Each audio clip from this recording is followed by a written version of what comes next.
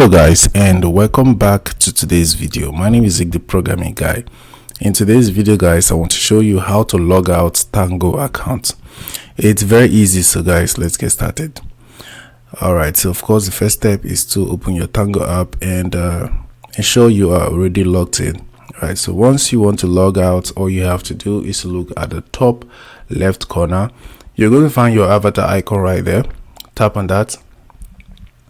Alright, next thing you will have to do is to simply scroll all the way down and you find this option to log out. Tap on that and confirm that you want to log out.